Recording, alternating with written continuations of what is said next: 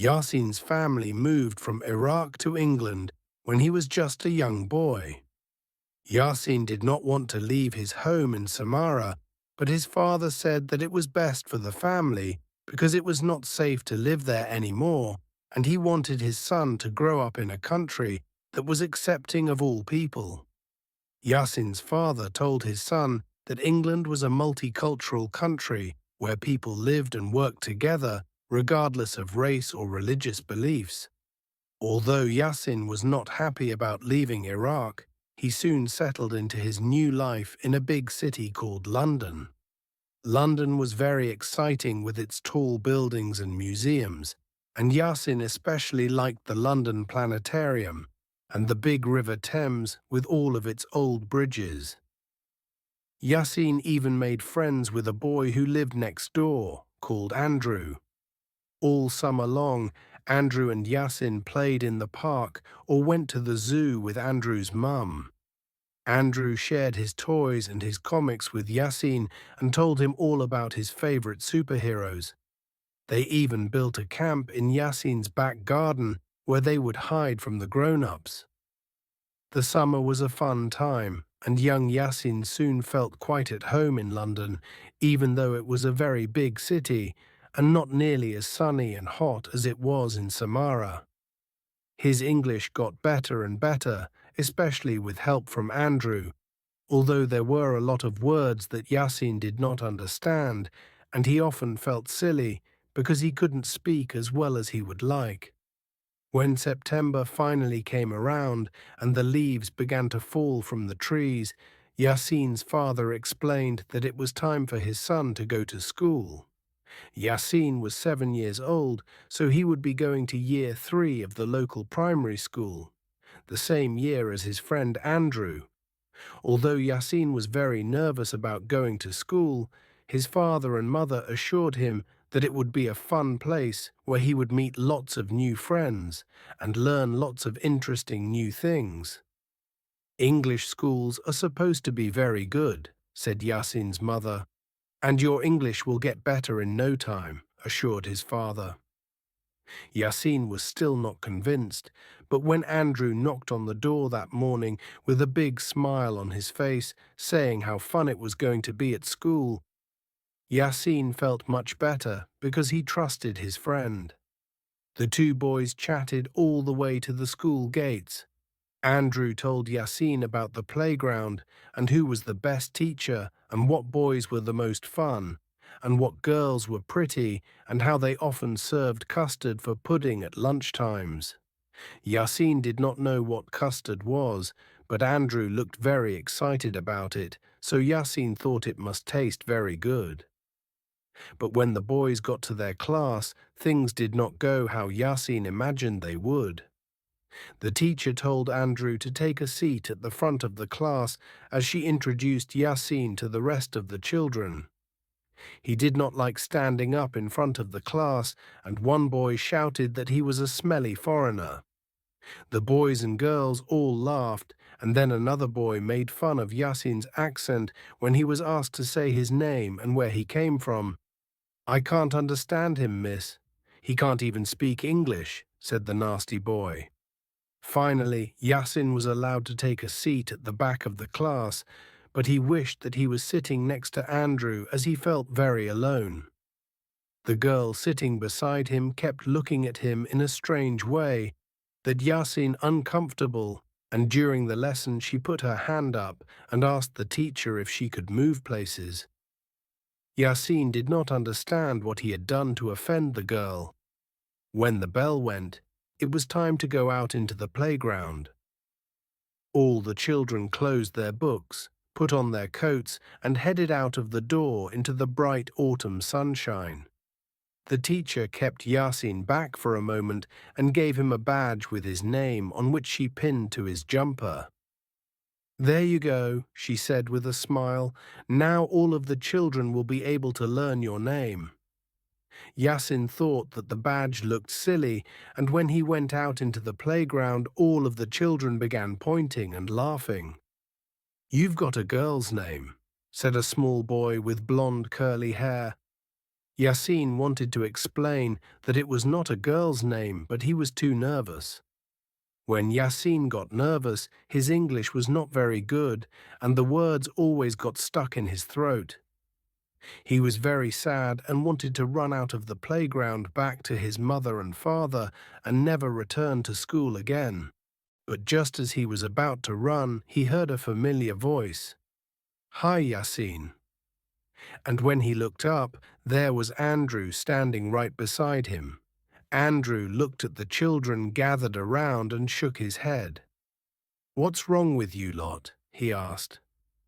"I told my friend Yasin that school was fun. Why are you ruining it for him?" "He's different," said a very tall girl who was standing at the front of the crowd. "So are you," said Andrew. "You are the tallest girl in the whole school, and you don't like it when people make fun of you, do you?" Then Andrew looked at the boy with the curly hair. "And you don't like it when people say that you have girl's hair," he said to the boy. "We are all different, and that is what makes us interesting. What would life be like if we were all the same as one another?" There was silence among the children. Then Yasin lifted his head high.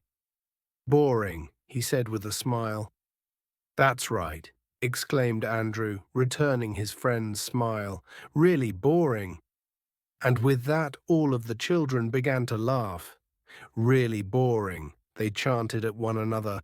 Andrew went on to explain how he had spent the summer with Yasin, how they had built a camp together and played in the park, and how Yasin preferred Batman to Superman, and how he really was different because he didn't even like hot dogs. The children all laughed some more, and soon everybody was talking about all the things that made them different from one another. Peter Jenkins even lifted up his jumper and showed everybody a big purple birthmark on the front of his belly. "Now that's what I call different," he said triumphantly. "I bet none of you have a big birthmark like mine." When break time was over, Andrew put his hand up in class and suggested to the teacher that they should spend the lesson talking about how great it was that everybody was so different from everybody else, and how people came to England from all over the world to begin a new life, just like his friend Yasin. The teacher agreed that it was important to be an individual, and she also said how wonderful it was that the whole of Britain was such a multicultural island. Yasin wrote these 2 words down in his book and promised himself that he would learn them both and remember them always. He also wrote the word friend in his book. He already knew what that meant, but he just wanted to write it down because he felt so lucky to have a good friend like Andrew who stood up for people and did not judge them just because they were different. The camel and the fox were very good friends and very good thieves. One day, the 2 friends decided to cross the river so that they could travel to a nearby farm to steal food.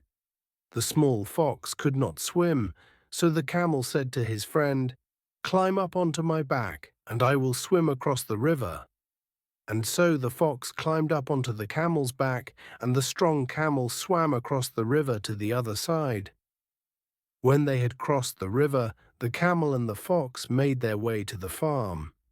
When they finally arrived at the farm, the fox caught herself a chicken, while the camel dug up some lovely fresh vegetables. The greedy fox quickly gobbled down her chicken and then said to her friend the camel, "When I finish eating, I am accustomed to singing." "Do not sing just yet," said the camel as he was chewing on his dinner of vegetables. "I have not yet finished eating, and if you sing, then the farmer will hear you. Let me first finish my dinner, and then you can sing as we make our way back home." But the fox did not pay any attention to her friend and began to sing at the top of her voice. The farmer soon heard this singing and came running out of his house waving a large stick. "I will teach you to steal from me," exclaimed the angry farmer.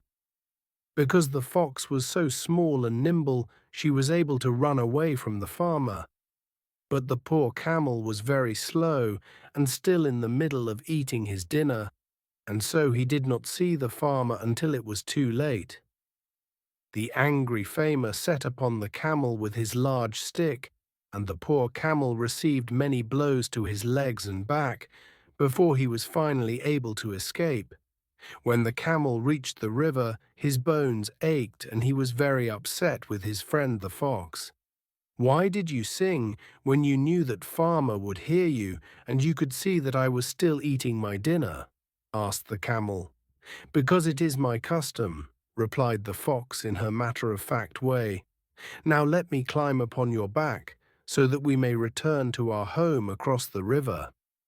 Then the camel walked slowly down the riverbank into the water and began to swim across to the other side with the fox upon his back.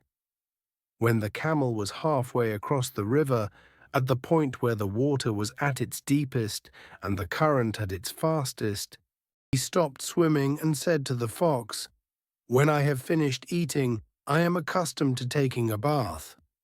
"Do not take a bath," pleaded the fox. "I cannot swim, and if you take a bath, I shall drown." "I am very sorry," said the camel, "but I always take a bath after I have eaten. It is my custom." And with that, the camel lowered his back into the deep water until the fox lost her grip on his back and began to splash around helplessly against the fast current. "Help me!" cried the desperate fox. "I am drowning! I am drowning!" The camel asked the fox, "Are you sorry that you were so selfish and caused me to be beaten by the farmer?" "Yes, yes, I am truly sorry," cried the fox just before her head disappeared once more beneath the surface of the water. The camel did not have the heart to watch his friend drown in the river, and so he pulled the little fox out of the water and placed her upon his back. Then the camel swam the rest of the way across the river and climbed up the bank and onto the warm grass. The fox realized that she had been very selfish and said to her friend, "I am so sorry for what I did, and I promise that you can trust me forever, and that is that. And I am sorry that I had to teach you a lesson today, but many times in life it is often a case of tit for tat."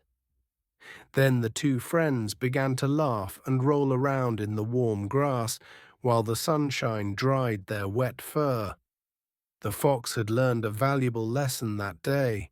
She had learned that it was not good to betray a friend, and that if you do wrong by somebody, then somebody might well do wrong by you. It was indeed a lesson of tit for tat. Harjit Singh sat on the bench by the carousel at the airport, waiting for his suitcase to arrive. He was tired and cold, and wasn't used to this weather. In Amritsar, where he came from in India, it was 37 degrees. In Paris, it was just 14 degrees. His father called out to him, "Hurry up, Harjit. The driver can't wait for much longer just for you." Harjit was a little upset. He didn't want to come to Paris. He wanted to stay in India with his friends, but because his father had received a job offer in France, they had to leave India and make a new start. Still waiting by the carousel for his luggage, Harjit suddenly felt like he was being stared at. He looked around and saw a boy who must have been 10 years old, the same age as Harjit. The boy was staring at his turban, which upset him and made him feel self-conscious. Angrily, Harjit stepped up onto the carousel and saw a big bag that looked similar to his own. He snatched the bag, even though he wasn't entirely sure it was his. All he knew was that he wanted to get out of the airport and away from inquisitive eyes. As they drove to their new apartment, Harjit glared out of the car window and took note of how different everything looked compared to back home. It was cleaner. There were lots of beautiful big buildings with gold painted on them and statues on top. The sky was very grey and the ground was wet with rain. He saw lots of people sitting outside of shops, drinking coffee and talking.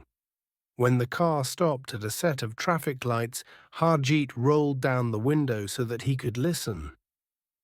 They talk very strange, he thought to himself, but he knew that this was all part of the experience.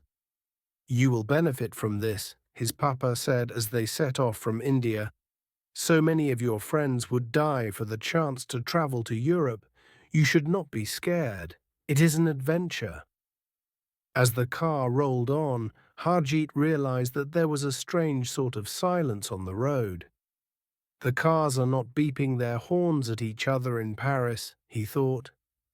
There are a lot of cars, but they're all moving in neat lines, all in separate lines. The cars aren't getting stuck at all. They just keep moving. It is not at all like this in India. They continued to drive through the city, and soon they passed a strange, imposing metal building where lots of people were standing and taking photographs. I wonder what that is. Maybe it's something like the Golden Temple or Taj Mahal, where people from all around the world come to take pictures. Suddenly the car stopped as a man on a bicycle crossed the road in front of them. The man waved to say thank you, and the young boy had to laugh to himself. This is a very strange country, he thought, where cars stop for people to cross the roads. The family soon arrived at their new apartment, and Harjeet's father told him that he must go to bed very soon, as it was already late, and he must enroll at school the next day. Harjeet sulked off into his new room and closed the door behind him. But as soon as he was inside, the young boy was once again amazed at his new surroundings. The room was extremely large, with huge windows all along one wall. The ceiling was so high that not even Harjeet and all of his friends, piled one on top of the other, would be able to reach up and touch it. This thought also saddened the young boy because it made him miss his grandparents and his friends. Not knowing what else to do, he jumped onto the bed and sank his head into the pillows and cried. The following morning, just before dawn had fully broken, Harjeet awoke and realized that it was not a bad dream at all. He really was in Paris. He crawled out of bed and looked out of the window at a few people. It was all so different from Amritsar. He missed the constant noise from the Golden Temple, the people and cars and rickshaws. There was something very comforting about that noise. He was used to it, and he missed it already. He decided to take a look at the photos of his friends and family which he had brought with him. He sat on the floor and crossed his legs and pulled his bag towards him. But just as he began to unzip the bag, he noticed that it had a small keyring attached to the zipper in the shape of a tall building that he saw the previous evening on his drive from the airport. And when he opened the bag, there was a flash of gold, just like from a pirate's chest, and inside he saw something shiny and familiar. The bag contained an icon of the Golden Temple and one more of the Taj Mahal. There were other objects from India too, which made him feel even more homesick. He lifted the icons from the case and kissed each in turn before returning them safely to their home.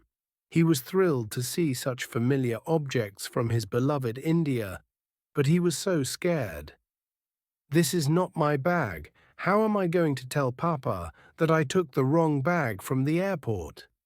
Suddenly a voice called out from the hallway. It was Harjeet's papa. Harjeet, wake up, my son. It's time to get ready for school. I hope you are excited about making new friends, learning a new language, and trying new food. There is so much for you to experience. Harjeet's father appeared in the doorway with a big smile on his face. Do you remember how we talked about this? He asked his son. This is very exciting for you. Harjeet looked up at his father with sad eyes. But Papa, yesterday the boy at the airport was staring at my turban. What if I have to cut my hair? People here don't smile very much, and everyone talks, but I don't understand what they are saying. They do not even speak much English, which I might understand better because I learnt that at school. I just want to go home. I don't even have my own clothes because I took the wrong bag from the airport." With his last confession, Harjeet ran towards his father and began to cry in his arms. "Don't worry, son. You wait and see. Today will be fine. You must be brave and have confidence and believe in yourself. Now get dressed and come down and have some breakfast with your mother and I. I shall ring the airport, and we shall soon have your bag too. You will see." When breakfast was finished, Harjeet was in a much better mood. He kissed his mother and dashed out of the door into the car so that his father could drive him to school. When they finally arrived, Harjeet noticed lots of children standing outside of the school gates. They were all dressed in smart uniform, all spoke French, and not one of them was wearing a turban. The young boy suddenly felt very nervous again.